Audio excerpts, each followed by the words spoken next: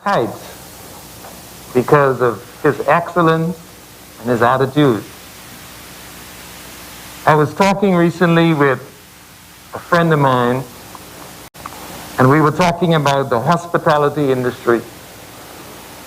And he shared with me, he said, you know, I built my house off of the hospitality industry. So I said, explain what you mean. He said, well, I served as a waiter and maitre d' and so on. And he said, routinely, persons who came in, they would give him, $3,000 or $5,000 as a tip. And so I asked him, I said, well, what do you think caused that? He said, because I served with excellence and I had a good attitude. People were not paying for a meal. They were paying for excellence and attitude.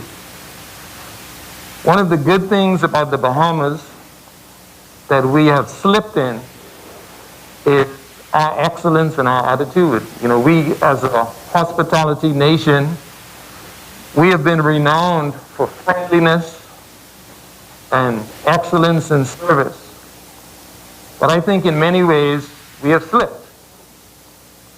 So today I'm here to remind you that these power twins are still one of the keys to our personal and collective success. So let's remember Daniel and continue to serve in excellence. Some people try to combine excellence and arrogance, but you need excellence with a good attitude.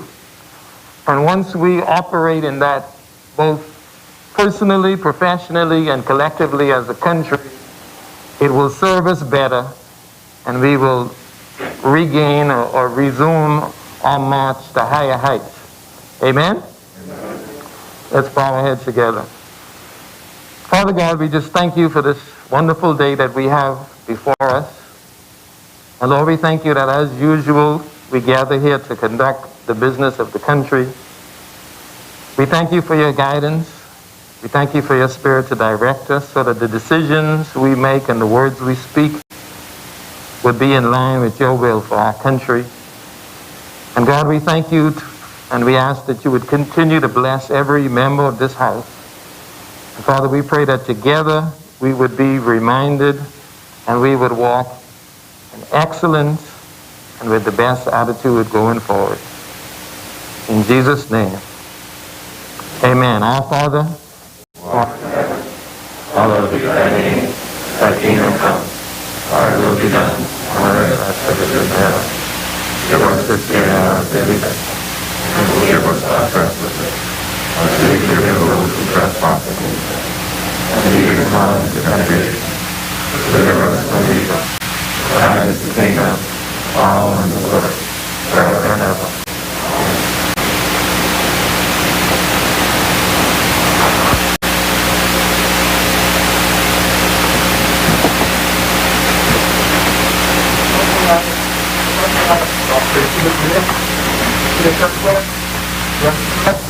Desmond Bannister, Renwood Wells, Jeffrey Lloyd, Dr. James Fan, Marvin Dame, Frankie Campbell, Lucille Dragler, Michael Pintard, Darren Henfield, Ramal Ferreira, Lanisha Rowe, Grenville Rowe, Ellsworth Johnson, Philip Davis, Vaughn Miller, Patricia Parker Edson, Aram Lewis, Carlton Bolad, James Alding, Travis Robinson, Adrian Gibson, Donald Saunders, Frederick McElpine, Hank Johnson, Mark Hume, Michael Pope, Miriam Reckless Emmanuel, Reese Pittman, Ruben Ramming, Ricky Massey, Shannon Dawn Cartwright, Chanel Ferguson, Leonard Hannah Martin, Pikeville Ford, Chester Cooper.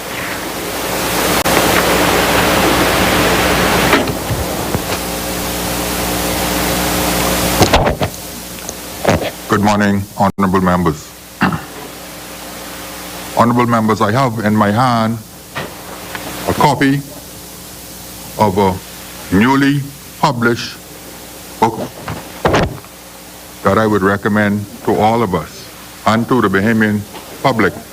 If you can zoom in on it, it's a book about the biography of the Honorable James Oswald Ingram. It's written by Diane Darkouts, and there's a foreword by the Reverend Father James Moultrie, PhD. If you can zoom in on it for me. Of course, we all know that the Honorable James Oswald Ingram is a predecessor in the office of the Speaker of this Honorable House. And my understanding now is that he's not doing so well medically. So as we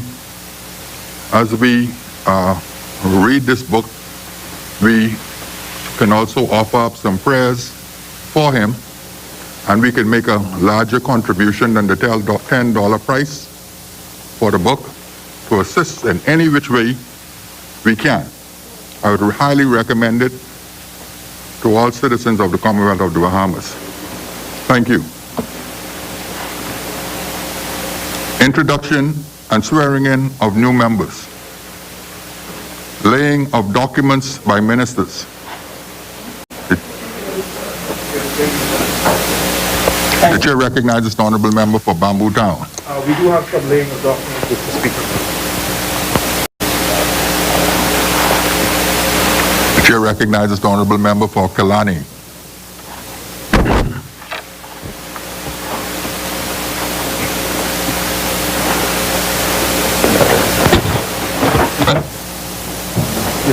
I have Lupita's one too. Yes.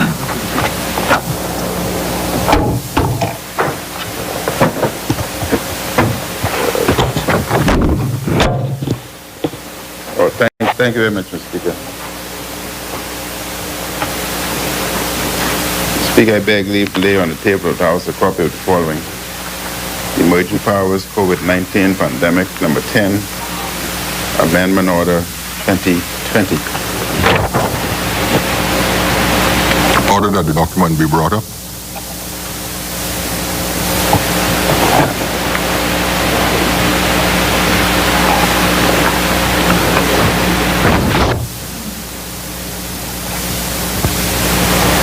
Order that the document do lie on the table. Further laying of documents. Yes, Mr. Speaker, I beg leave to lay on the table of the House a copy of the following. Emergency Powers COVID-19 Pandemic Number 11, Order 2020. Order that the document be brought up.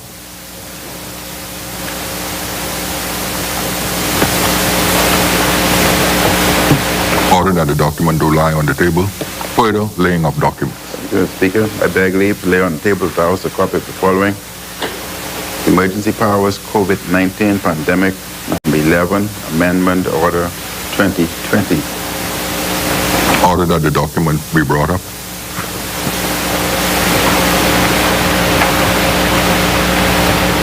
Order that the document do lie on the table. Further laying of documents. Thank you, Mr. Speaker. I beg leave to lay on the table of the House a copy of the following. Emergency Powers COVID-19 Pandemic Number 12, Order 2020. Order that the document be brought up.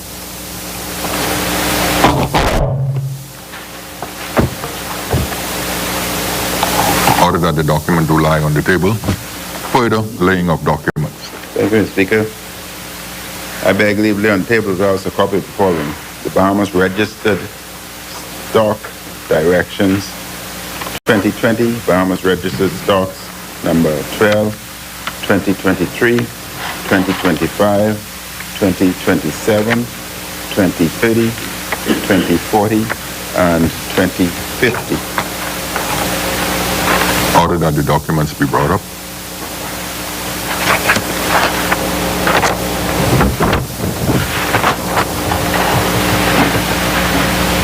Order that the document do lie on the table.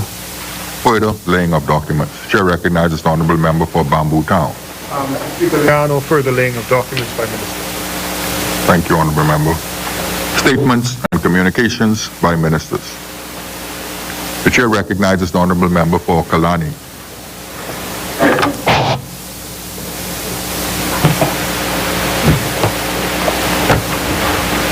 Thank you very much, Mr. Speaker.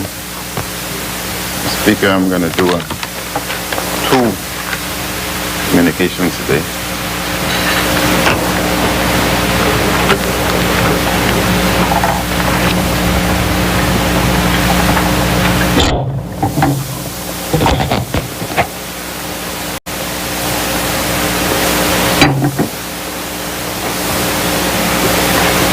Mr. Speaker, I wish to provide the House and the country with a general update on the nation's ongoing efforts to respond to the COVID-19 pandemic. Recently, I announced restrictive measures for mainland Exuma and mainland Eleuthera due to exponential increases in new COVID cases on those islands. As of yesterday, the 17th of November, there were a total of 99 confirmed cases of COVID-19 on Exuma, and on Eleuthera, a total of 143 confirmed cases. A team from the Ministry of Health, made up of members of the contact tracing team and the surveillance unit, is currently on the ground in Exuma to assess the COVID-19 situation. Health officials reported that from the preliminary analysis of the map of cases, the spread is occurring throughout Exuma. And from the interviews conducted in the community by the health team, some people are still having gatherings, and residents believe this is largely contributing to the spread of COVID-19 on Exuma. Speaker, I want to repeat that it's believed that the problems that we face in Exuma are related to gatherings or, in common language, partying and having a great time. A health team is scheduled to return to Eleuthera next week to complete a follow-up assessment and to determine the impact of the recently imposed restrictive measures on that island. On Grand Bahama, health officials report that the recent increase in cases on the island is due to a recent outbreak at an industrial company. The industrial site has been closed, and a meeting is expected to be held this week with the industrial group and their subcontractors to review the analysis of the outbreak at that site. All positive cases from that site remain in quarantine or in isolation. Health officials continue to closely monitor Exuma, Eleuthera, and Grand Bahama. The Ministry of Health will provide a further update at its press briefing. I wish to remind every family island and key, especially those not under curfew, to continue to abide by health protocols, including wearing a mask, adhering to physical distancing, and washing hands regularly.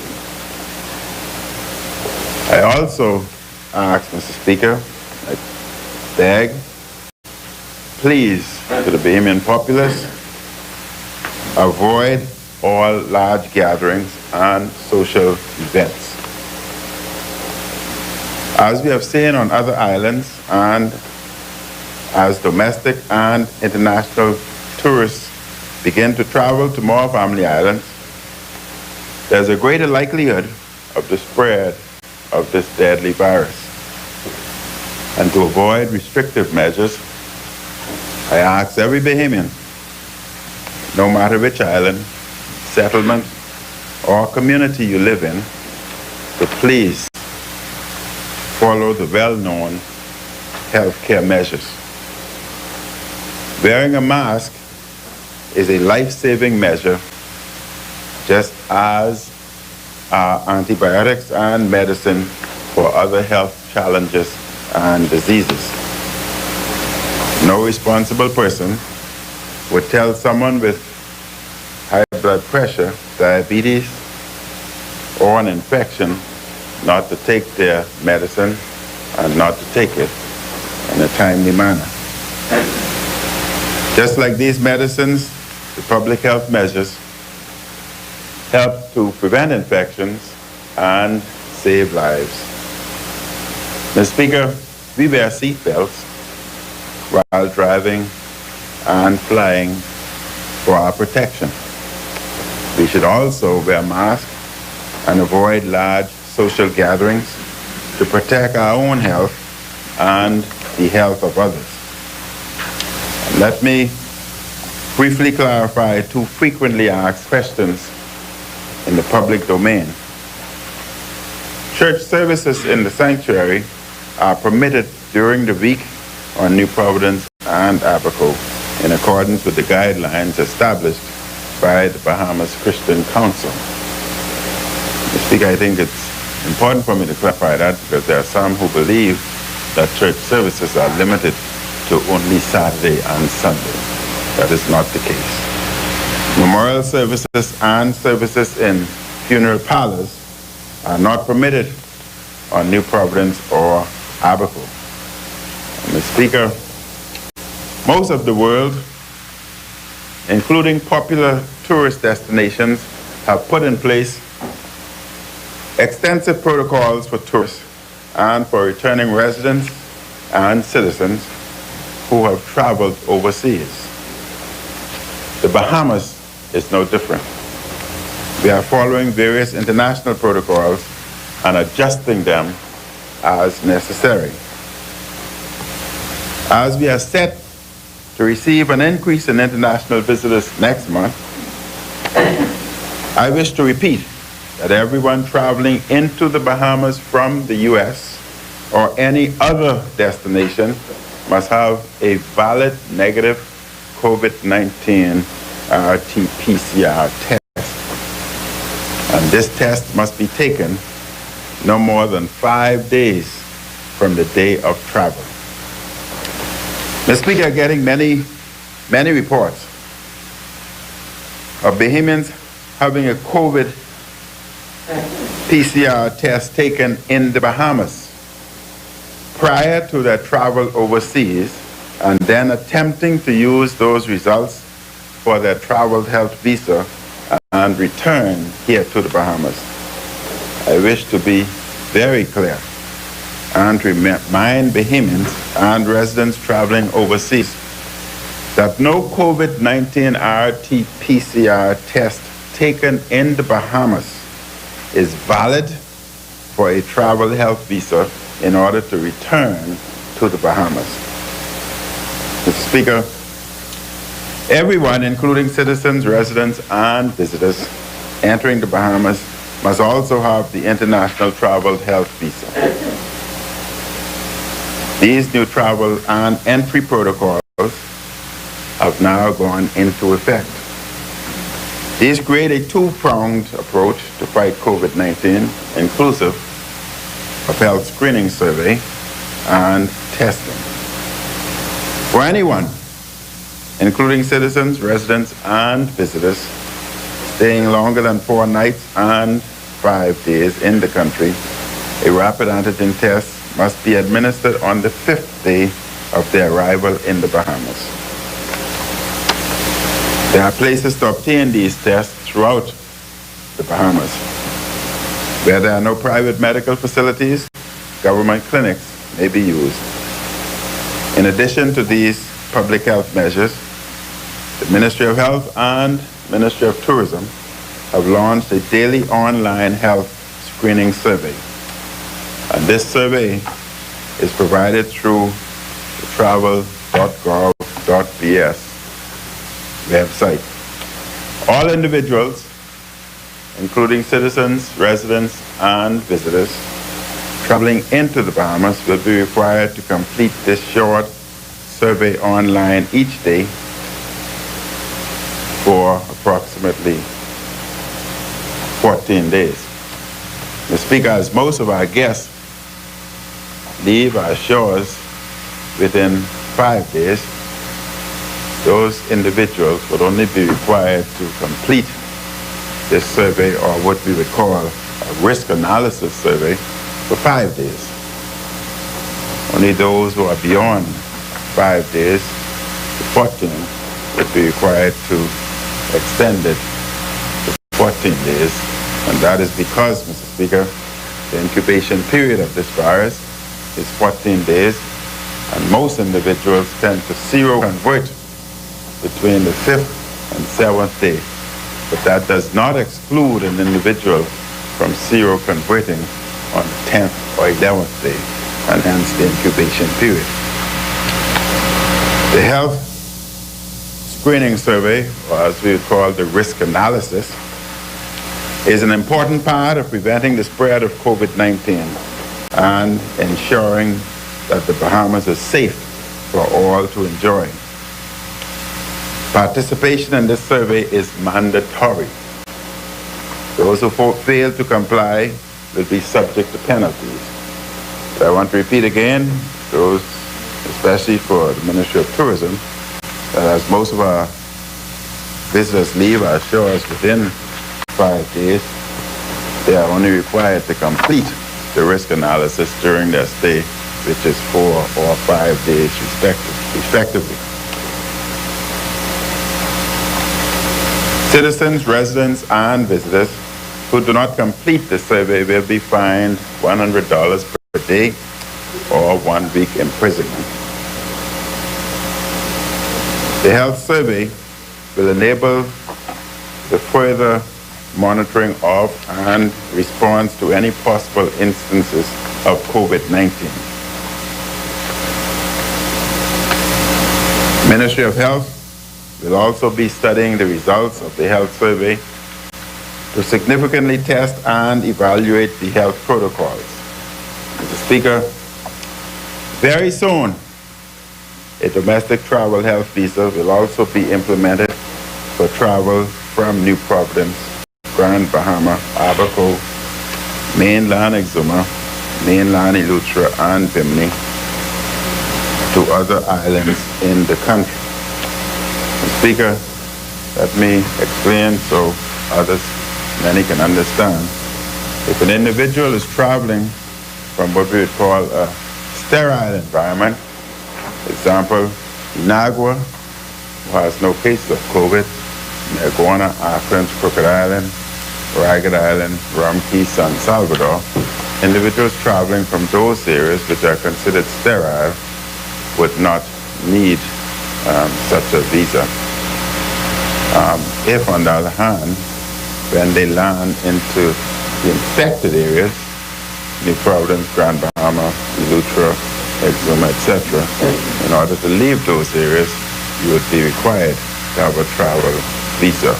Because that would allow us, Mr. Speaker, to monitor the situation so as to minimize, if not remove, the possibility of them taking back a virus into a sterile area. But sterile to sterile, no problems with transportation. So, Mr. Speaker, this does not apply to travel between Exuma and its keys, Eleuthera and its surrounding islands. The domestic health visa will replace the 14-day quarantine requirement for those traveling from New Providence. The question has been asked by members of the press repeatedly about the quarantine in the family islands. Once the domestic travel visa is in place, then the quarantine will fall away, being replaced by the questionnaire, risk assessment analysis daily, and the 5-day rapid test. And there'd be no need for a quarantine. And as I said earlier, that is expected to be implemented very soon. And I know the press would like a day, but I would not want to give a day that I cannot commit nor adhere to. I would say very soon, with capital letters. The domestic travel health visa, like the international travel health visa, will include the same two-pronged approach to fight COVID-19, inclusive of the daily health screening survey and the rapid antigen testing on the 5th day, as I've just spoken about. And this domestic travel health visa must be presented to air and sea carrier operators before boarding an aircraft or marine vessel. If this requirement is breached or violated, the carrier or owner of the vessel is subject to a fine of $2,000 for every passenger traveling without the domestic travel health visa. Speaker, that is important because if these protocols are violated and individuals travel to sterile environments without the necessary protocol, then yes, they may feel that they're just catching a ride, but they would run the risk of introducing the virus in those areas. And it's essential that we do all that we possibly can to ensure that those sterile areas remain sterile, and to ensure that we protect our archipelagic nation. The passenger, Mr. Speaker, will also be subject to a fine of $1,000. I wish also to note that for the time being, a negative COVID PCR test is required only for travel from New Providence, Grand Bahama, and Exuma. Mr. Speaker, we are very fortunate here in the Bahamas.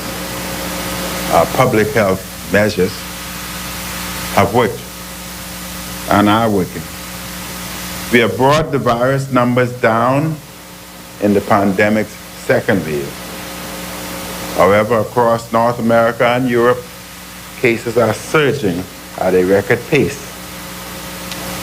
Some are saying that the coming winter will be a disaster, will be a dark winter, and some are even saying that it will be hell. Hospitalizations are so much on the rise that in some jurisdictions they've run out of hospital beds, and others are transporting patients from one state to another in order to seek medical care, and others are even advising patients that the hospital beds in the hospital have reached capacity and therefore they should stay home and manage themselves because the hospitals cannot accommodate them. Mr. Speaker, again, we are fortunate in that our numbers within the hospitals are decreasing, and our medical personnel and our surveillance team, health personnel in general, are doing an excellent job. And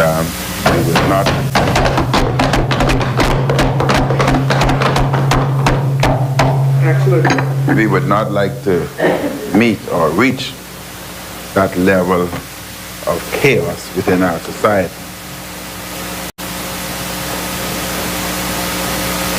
Large field hospitals have been erected to take care of the overwhelmingly number of sick patients.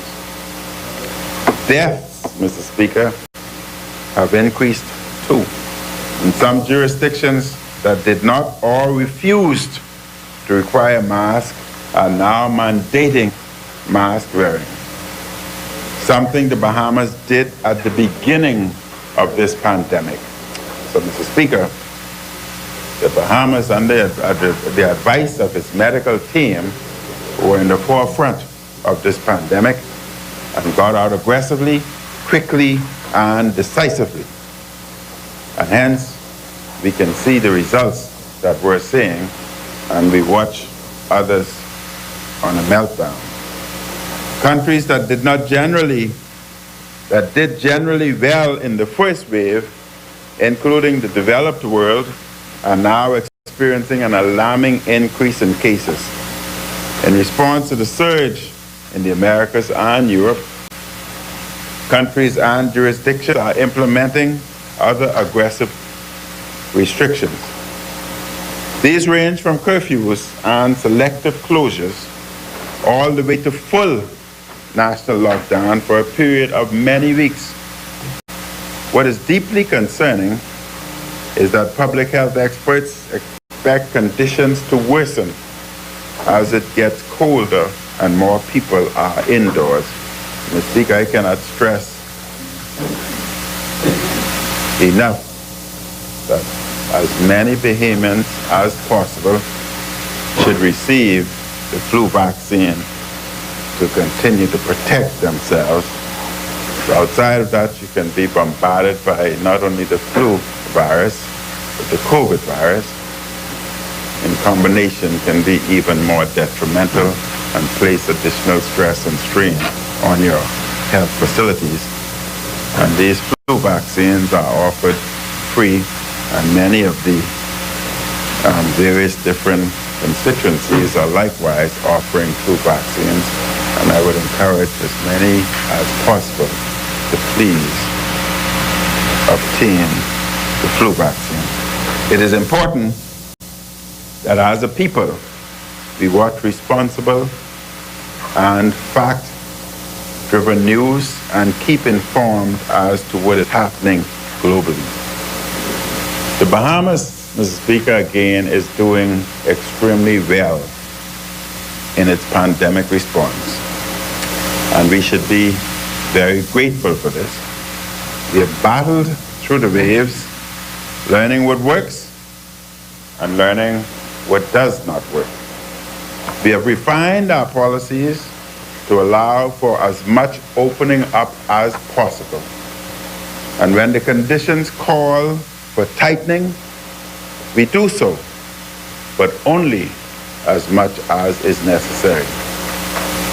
Bahamians should be proud of their country, of our health experts, and of our medical personnel. We should be proud, Mr. Speaker, that this little Bahamas is fighting through the worst global public health crisis in 100 years.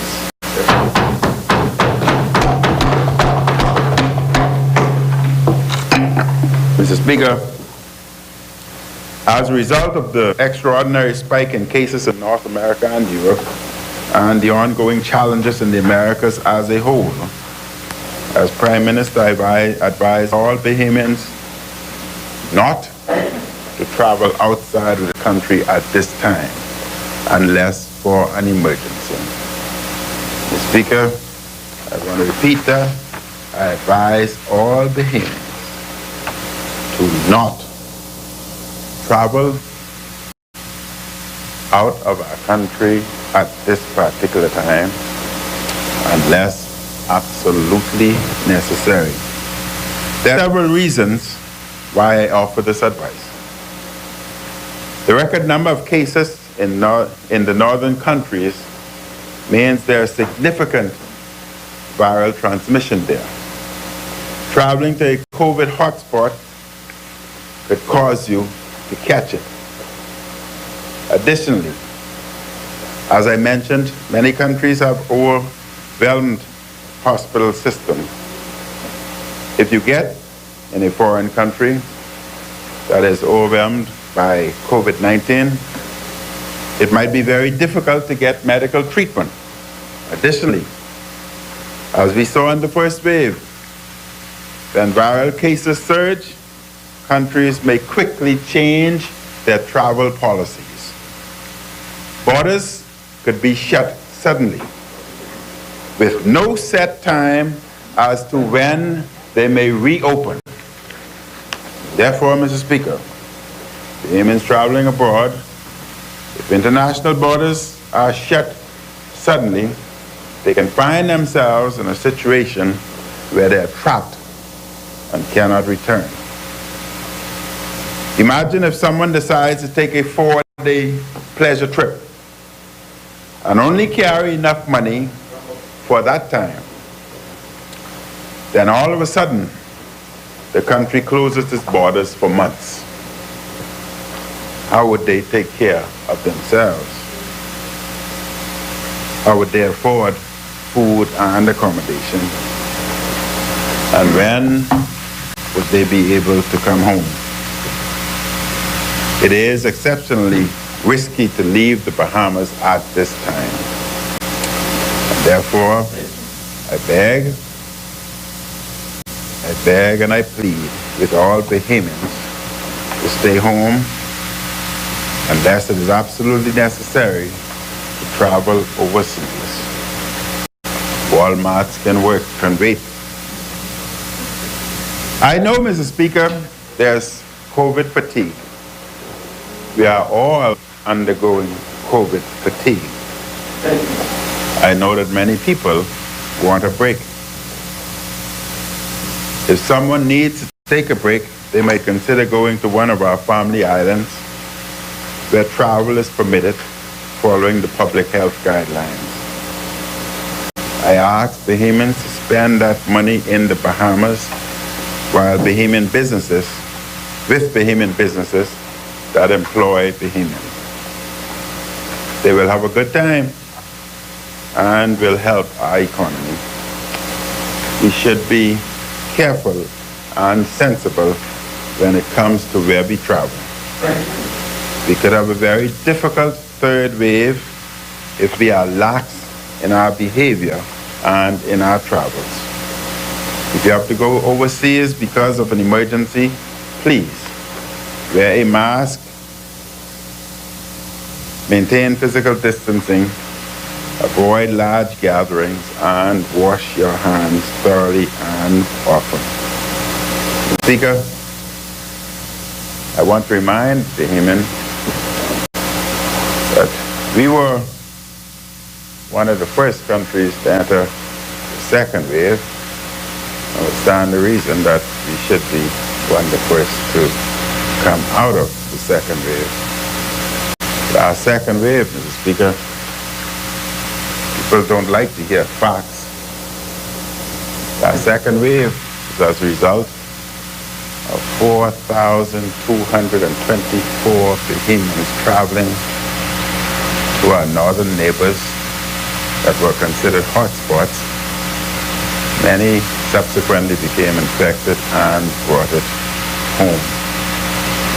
The data and the facts would reveal that when our borders were open, less than 1% of the infections that we had experienced during this time were as a result of our guests or tourists. Over 99% of the infections were as a result of us. Mr. Speaker, I remind individuals, because it's even more important, the surge that we see and the level that we see in our northern neighbors is now worse than we saw when we entered the first wave.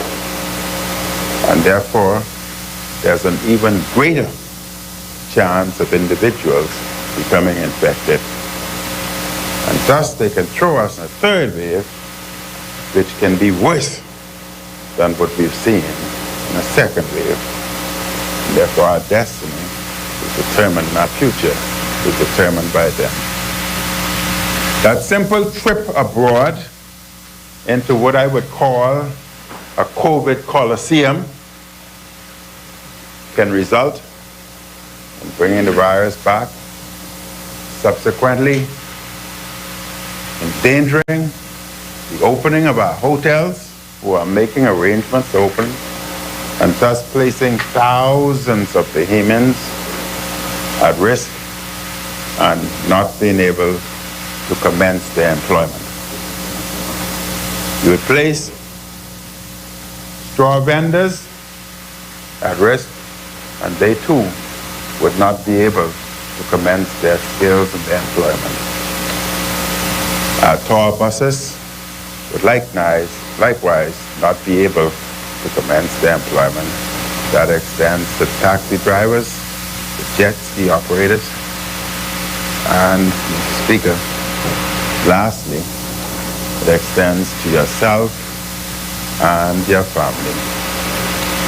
So what that simple trip can do is result in the commencement of a third wave and alter the plans of our hotels opening, alter the plans of our economy starting, and alter the plans of our employment, our straw vendors, jet ski operators, etc.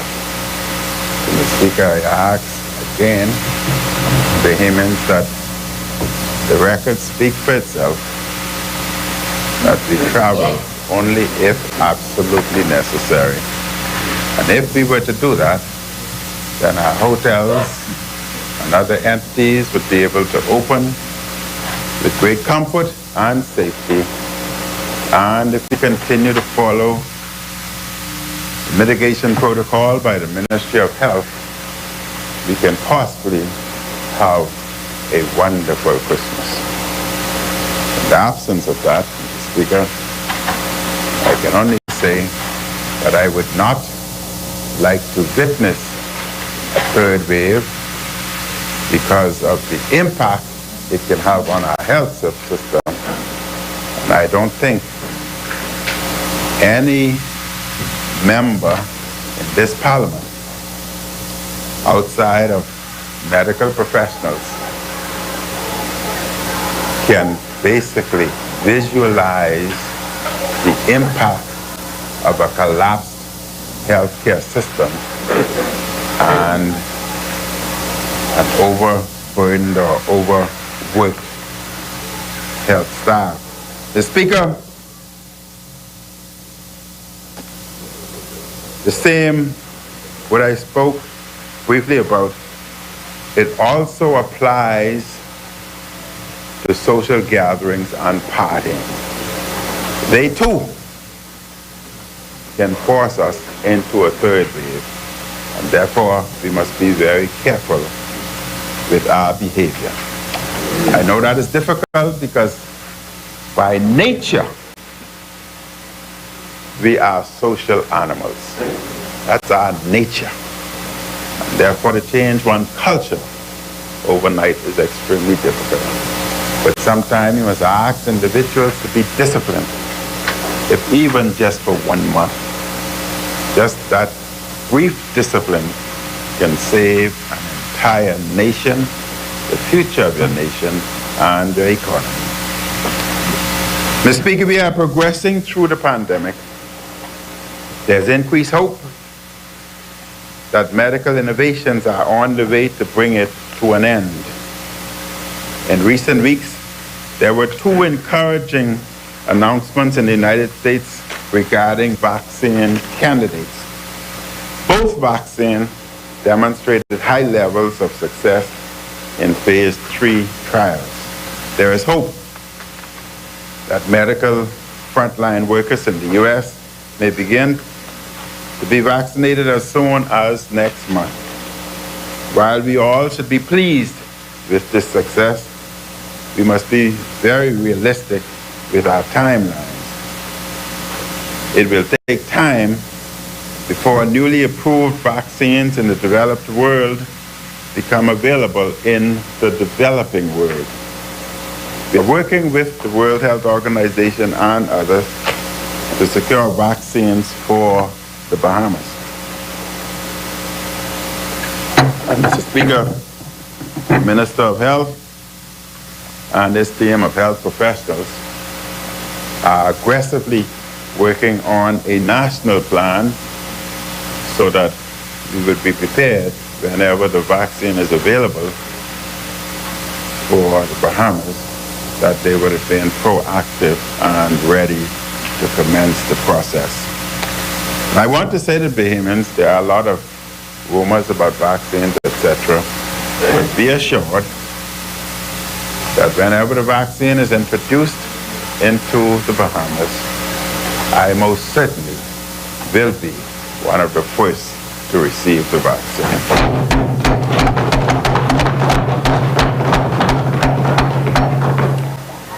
Until that time, Mr. Speaker, we must keep up with our public health measures of mask wearing, physical distancing, and hand washing, sanitizing. Mr. Speaker, I hear the noise in the background, but I would hope to God that those individuals are wearing their masks.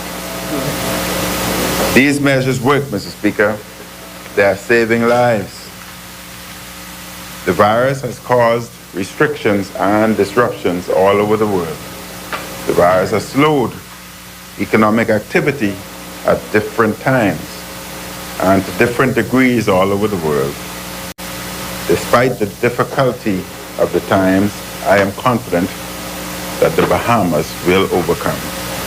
Most of our people largely comply with the public health measures, and I thank them for following the public health measures. Our people, Mr. Speaker, are very resilient. Our people are hardworking. And our people will get through this together. Yes, yes. The COVID-19 pandemic has been difficult, but it has not broken our spirit to thrive and to prosper. The truth is that the Bahamas is doing much better than many countries in the world. It is truly sad and deeply unfortunate that some people aggressively opposed the most recent emergency orders passed in the House. The measures in the orders, which are similar to measures throughout the world, which helped to significantly bring down the number of cases and helped to save lives. On another occasion, Mr. Speaker, I will have much more to say to those who oppose the extension of the emergency orders. Mr. Speaker, with vaccines emerging, there is light and hope on the horizon. Bahamians should remain focused and stay positive in their outlook. They should ignore those who are endlessly and predictably negative, and those who always complain about the Bahamas or root for failure. Instead, let us celebrate those who are helping our country to get through this unprecedented time. The Bahamas is a great little country with extraordinary people, and many Bahamians are impressed at how our doctors, our nurses, our medical professionals have cared for the sick. And Mr. Speaker, I am proud to say I belong to that noble profession of physicians.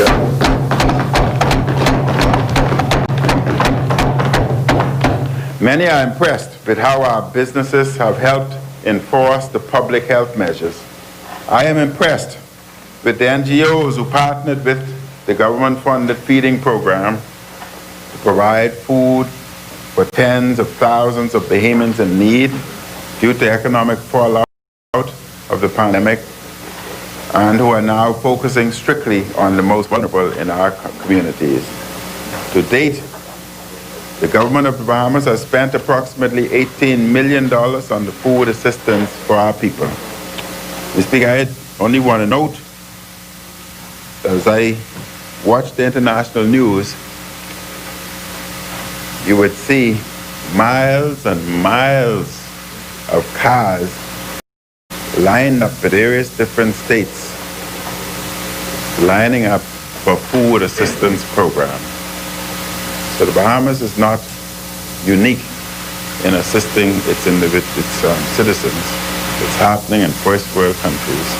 For those countries, there are miles and miles of individuals lining up. So I want to thank the task force who have done an excellent job, and the Ministry of Social Service led by Minister Frankie Campbell. I want to thank them for the excellent job they've done in terms of delivering food and assisting our people.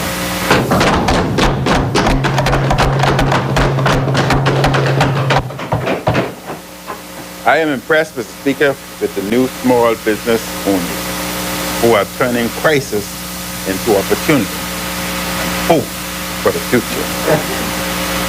We have to fight for our future together.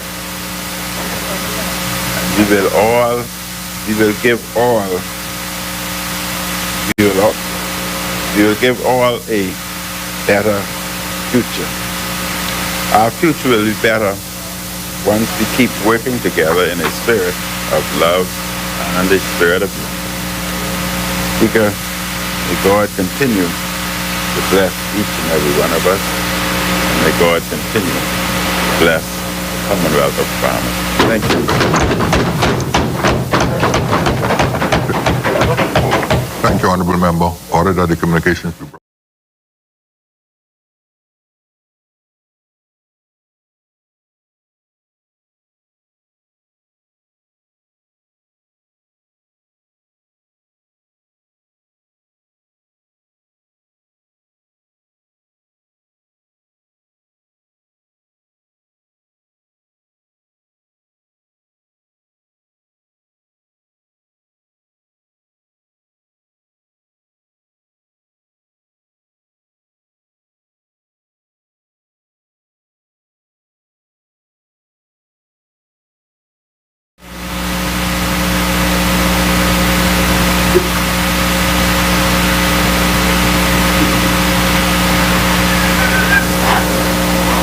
Order that the communication to lie on the table. Further statements and communications by ministers. The chair recognizes the Honorable Member for Kalani. Thank you, Mr. Speaker.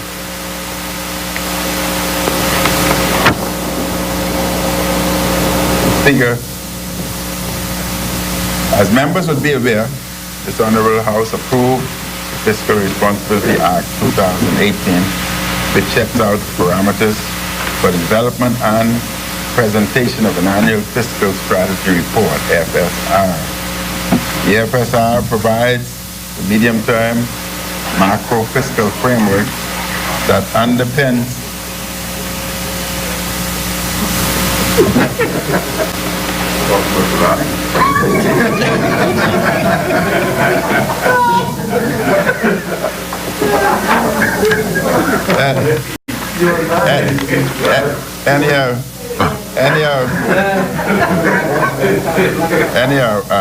Rashad from Tribune, you're a good man. You think well of Kalani. You're a good man. The House records would reflect that the Prime Minister said Rashad from the Tribune is a good man.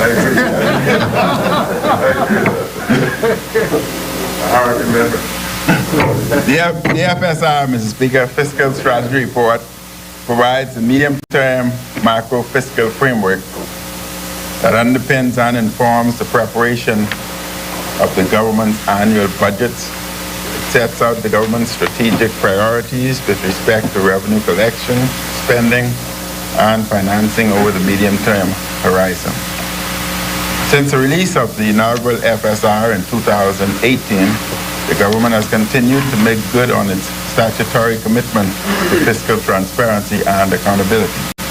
We initiated quarterly budget performance reporting and have never missed a cycle since inception. In keeping with our commitment and obligations, I rise to share the status of the 2020 Fiscal Strategy Report, which the government is required to present to the House of Assembly by the third Wednesday in November. Mr. Speaker, given the fluid nature of the ongoing COVID-19 pandemic and its economic impact, my cabinet and I have agreed that the prudent thing to do is to defer final deliberations and release the FSR to December. Mr. Speaker, the duration and intensity of this health crisis remains uncertain, although there have been recent positive developments on the medical front.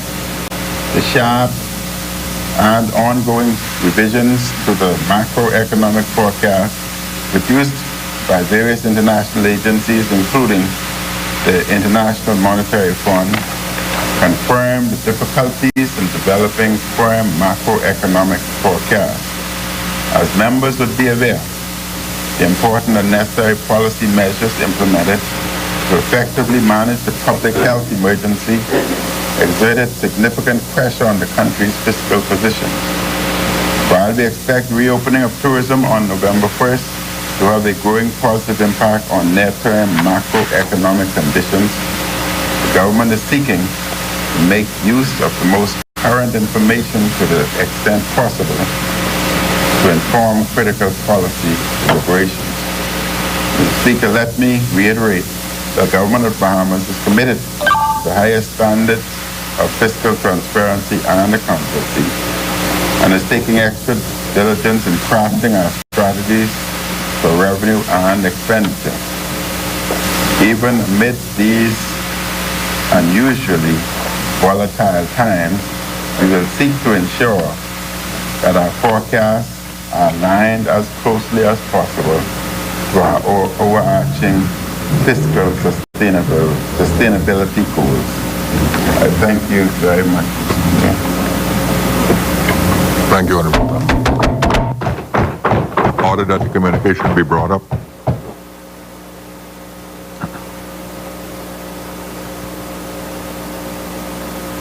Order that the communication do lie on the table.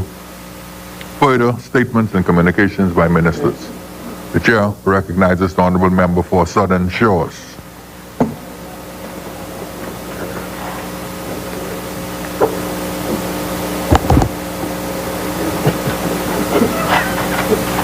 Thank you, Mr. Speaker.